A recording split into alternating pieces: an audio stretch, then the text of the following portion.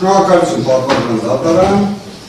ես դիրքորոշումը կներկայացնեմ զորայրաբար հենց վերտարություն եմ հաստատքի հավանել եմ դիրքորոշում միջնորդություն և փոխանցեմ դատարան։ Պատվական դատարան Սամվել Կարապետյանը արդեն շուրջ 13 ամիսն ինչ կալանավորված է։ Կալանավորված է ինչ քրեական բարույթի շրջանակներում իբրև հաստաբան օրինականության, իրավաչափության տեսանկյունից պատասխան ինչ օրս չեմ կարողացել տալ իմ պաշտպանյանը։ Ձևական առումով կարող ենք կարդալ մեղադրանքի որոշումը, մեղադրական եզրակացությունը, բայց երբ մի պարզ հարց է հնչում, թե ի վերջո ինչու՞մ է մեղադրվում Սամվել Կարապետյանը, ոչ մեր ձևով, ոչ այլ ձևով պատասխան չեմ կարողանում տալ։ Բայց փաստը նա է, որ 13 ամիս է ինչ կալանավորված։ Մենք խոսում ենք ինտենսիվ խափանման միջոցի մասին, մենք խոսում ենք խափանման միջոցի պահպանման մասին Հայաստանի Հանրապետությունում տեղի ունեցած քաղաքական ամենակարևոր իրադարձության ժամանակահատվածում։ Պատվարժան դատարան այլևս Հայաստանի Հանրապետության քաղաքական պատմության մեջ իրավական բնույթի փաստ է, որ Սամվել Կարապետյանը մասնակցեց քաղաքական գործընթացներին տնային կառավարքի պայմաններում։ Արդյոք դրա շրջանակներում հնարավորությունը, որը ընձեռվեց այլևս ձեր որոշմամբ, որ տեսակցությունների,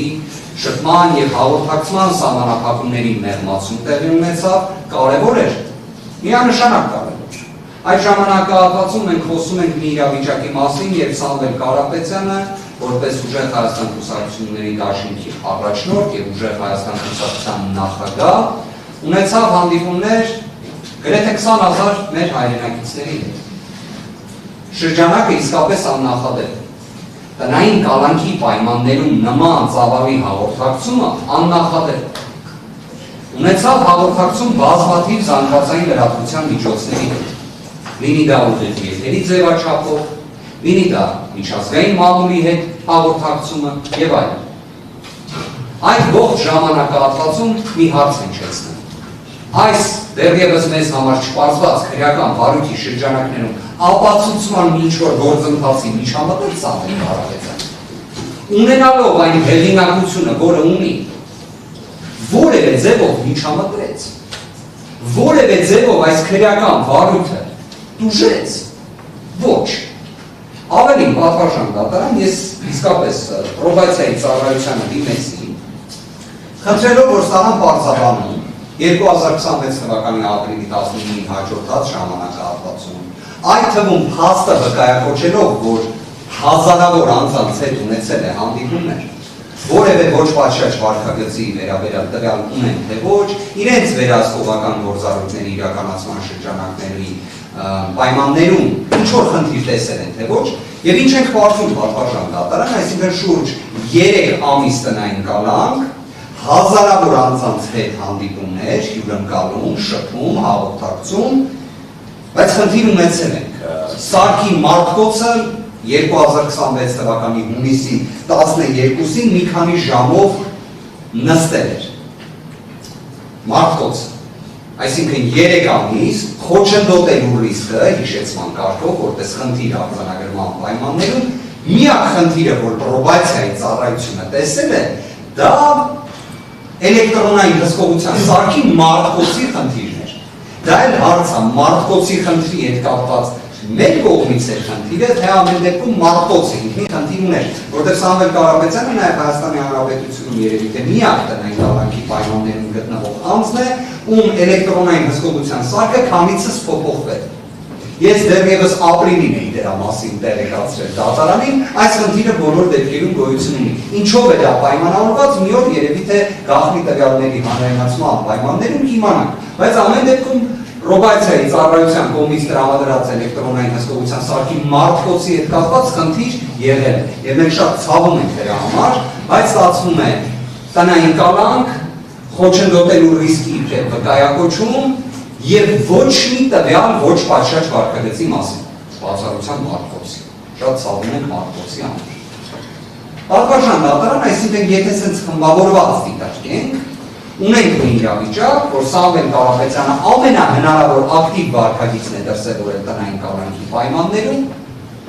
ունեցել են թվով 10 դատական նիստ, մեր կողմից դրա տեսանկյունից պարտականությունների նկատմամբ դրսևորվել է բացառիկ քութաջանություն, այսինքն նաև պաշտպանների կողմից, նաև չնայած այն հանգամանքին, որ նախընտրական քարոզարշավի պայմաններում են գտնվել, դատարանը որոշակի իմաստով դա հաշվի առել է, որոշակի իմաստով հաշվի չի առել, որտեղ մենք այդ ժամանակահատվածում ենք դատական նիստեր ունեցել։ Եվ ես այստեղ ունեմ հետևյալ դիրքորոշումը, որ դատարանի կողմից նախքան բուն խափանման միջոցի արարածի քննարկման մեկնարկը արձանագրվեց, որ ջանասիրության հետ կապված խնդիր չի եղել։ Մենք ենք գտնում, որ դատարանը ջանասիրության տեսանկյունից անհրաժեշտ գործողություններ կատարել։ Դե եթե դատարանի կողմից ջանասիրության հետ կապված խնդիր չկա, ուրեմն չի կարող իրավաչափության պայմանի փոփոխություն չլինել, որովհետև ջանասիրության պահպանումը անազատության մեջ գտնվող մեղադրյալի պայմաններում ուղղված է հենց այդ մեկ խնդրին առաջնայինորեն ռիսկերի նվազման։ Ռիսկերը չեն կարող ստատիկ լինել։ Դա դեռևս ունենք Յարժինսկին ընդդեմ Լեհաստանի նախադեպային որոշման պայմաններում Եվրոպական դատարանի, ունենք նաև սահմանադրական դատարանի իրավական դիրքորոշումներում բացահայտման տրամաբանությամբ։ Չի կարող ռիսկը լինել ստատիկ։ Դրանք դինամիկ։ Դինամիկ լինելու պայմաններում պատվարժան դատարան 20,000 անձի հանդիպած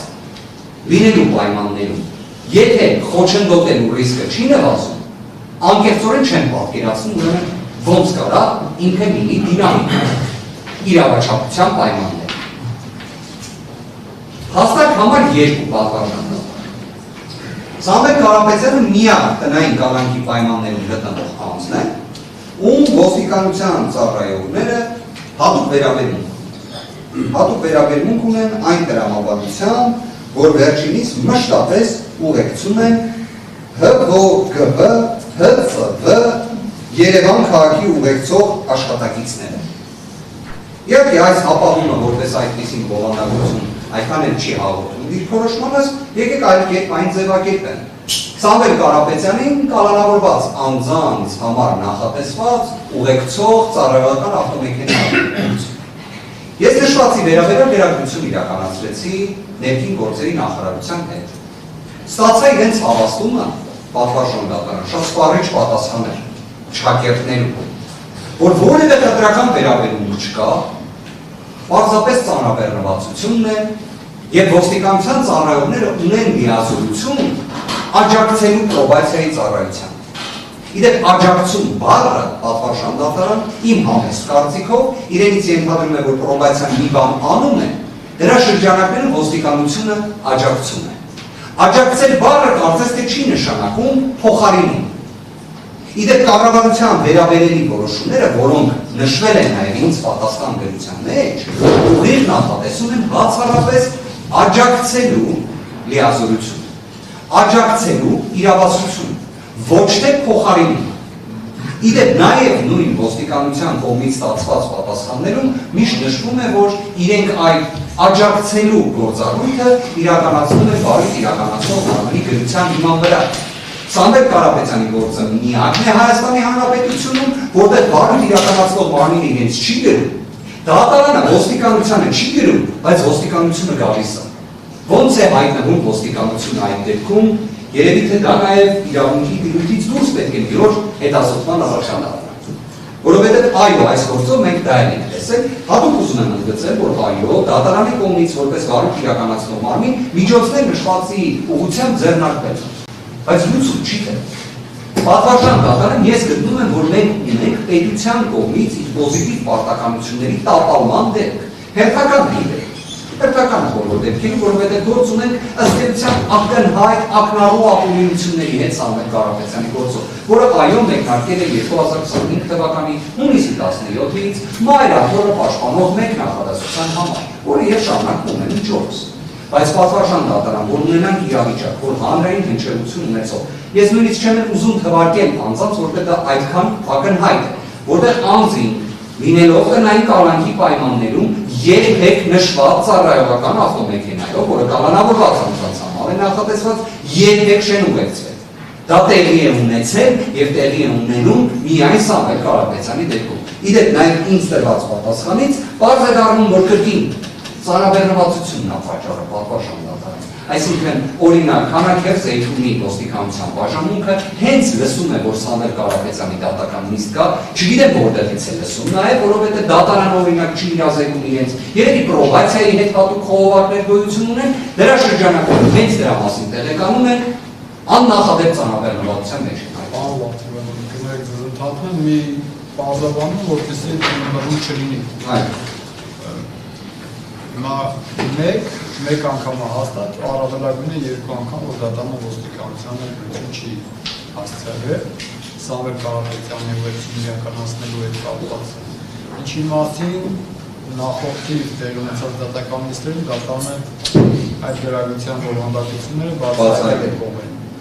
իսկ երբ որ պրոբացիայի ծառայությունից պատասխան գրություն է ստացել, որ իրեն նման լիազորություն չունեն, ինչ որ պայմանավորված ոստիկանության միջոցով է ուղեկցությունը իրականացվել այն ժամանակ, երբ որ ոստիկանությանը դատարանը գրություն չէր հասցրել եւ հարցեր թե դա ինչպես տեղի ունեցավ, պրոբացիայի ծառայությունն էր ոստիկանությանը դիմել, որպեսզի իրականացվի ուղեկցությունը։ Այդ դեպքից հետո նորից դատարանը դատական նիստերից առաջ Քանաքերձ Էյթունի ոստիկանության բաժնում գրություն հասցրելն է ուղեկցություն իրականացնելու համար։ Իսկ ոստիկանությունը որպես գերատեսչություն արդեն ինչպես է կազմակերպում ուղեկցումը ձեր կողմից գրագության արդյունքում ձեզ համար երբ բացահայտել եք։ Պատվարժան դատարանը նաև հենց նշված բացահայտման շրջանակում վերաբերել կառավարության որոշումը, որը նաև հանրայնացրեցի ըստ էության չի տալիս հնարավորություն գրքին ոստիկանությանը փոխարինելու պրոբացիայի ծառայության։ Կներեք, մի անգամ ընդհատեմ, աջակցելու հետ կապված է մի անգամ դատարանը իր գնահատման պարզաբանում կողմերին տրամադրել է, որ այն վերաբերելի իրավական ակտերն ու նորմերը, որոնք ոչ կան, դրան ոչ թե աջակցման մասին, այլ հենց ոստիկանության պարտականության մասին, անկախ նաև որ կարող է ուղիղ գրված չէ տնային կալանքի տակ գտնվող անձանց ուղեկցություն իրականացնելու համար, բայց այն ինչ որ կա, դրանք ոստիկանության համար առաջացնում են պարտականություն իրականացնելու ուղեկցություն։ Ես ոչ մեկնաբանում արդեն Պատվարժան դատարան լսելով ձեր դիրքորոշումը, ըստ էության ես ոչ թե ոստիկանության իրավասությունն եմ կասկածի տակ, այլ ես դրա իրականացման ձևն եմ կասկածի տակ դնում օրինականության տեսանկյունից, վկայակոչելով նաև դրա իրավական հիմք իրենք պարզապես կարող են աջակցել։ Դա նշանակում է պրոբացիայի ծառայությունը չէր կարող անմասը մնալ այս գործընթացից, բայց հավլիցի ես կրկին կպնդեմ, որ Հայաստանի Հանրապետությունում նման այլ դեպք չկա, զուտ նաև ելնելով, որ բոլոր տեսակ տնային կալանքի պայմաններում գտնվող նաև հանրային հնչեղություն ունեցող գործերի շրջանակներում անձանց երբևէ այն ոստիկանության ծառայողական ավտոմեքենան, որը ուղեկցումն է իրականացնում Սամվել Կարապետյանի դեպքում, չի իրականացվում։ Բայց այս դեպքում հենց այդ սելեկտիվ մոտեցումը առկա է։ Մոտեցում, որը ուղիղ հակասության մեջ է մտնում նաև կոնվենցիայի թե երրորդ հոդվածի տեսանկյունից, որովհետև էության մեջ դրա նպատակը քողարկված չէ, էության մեջ դրա նպատակը լրիվ այն է, որովհետև ես վստահ եմ, որ դատարանը օբյեկտիվորեն կարող է ունենալ այնքան նաև հենց անաչառությունը, որ գնահատի ինչպես է ստացվում, որ Սամվել Կարապետյանի դեպքում միշտ ծայրահեղ ծանրաբեռնված են լինում ոստիկանության, այլ համապատասխան ստորաբաժանումը, որ իրավիճակ, այսպես ասած, արհեստական ստեղծվի ուղեկցումը հենց այսպես կազմակերպելու համար։ Իսկ պատվարժան դատարան այս ուղեկցման խնդիրը մեկ գործողությամբ լուծվում է, խափանման միջոցով փոփոխման։ Եվ այստեղ հարց է առաջանում, ինչպես դատարանները ունեն պարտականություն գնահատելու անձի առողջական վիճակի հետ կապված հանգամանքների դեպքում խափանման միջոցի փոփոխման հարցը, եթե պետության իրավասու մարմինները անգործության մեջ են։ Եվ նշվածի վերաբերյալ վճռաբեկ դատարանի նախադեպերը առավել քան խոսուն են։ Դրա վերաբերյալ նաև եվրոպական դատարանի նախադեպերն են առավել քան խոսուն։ Եվ ես գտնում եմ, որ այս դեպքում մենք այդ անալոգիան իրավական դիրքորոշումների տրամաբանության կարող ենք իրացնել։ Ավելին, ես գտնում եմ, որ դատարանը պարտավոր է այն իրականացնել։ Շարունակենք։ Հաստատ համար 3 եմ ուզում կոչել։ Պատվարժան դատարանը այնպես է ստացվել, որ Սամվել Կարապետյանը լինելով ուժեղ Հայաստան կուսակցության նախագահ, ունի հայտարարագիր ներկայացնել պարտականություն կոռուպցիայի կանխարգելման հանձնաժողովին։ Նշվածը նաև հանրային տիրույթում ևս քննարկվել է, Դեռևս արկա է նոր նախադեպեր ստեղծելու հնարավորություն երևի թե Սամվել Կարապետյանը միակն է, ով տնային կալանքի պայմաններում գտնվելու հաստի բացահայտման շրջանակներում, ում կոռուպցիայի կանխարգելման հանձնաժողովը ներկայացրել է հստակ պահանջ հայտարարակիր ներկայացնել։ Այսինքն կոռուպցիայի կանխարգելման հանձնաժողովը տեղեկացված է դրա մասին, բայց պահանջը ներկայացրել։ 30 օրյա ժամկետի իբրև խախտման հիմքով վարչական բարույթ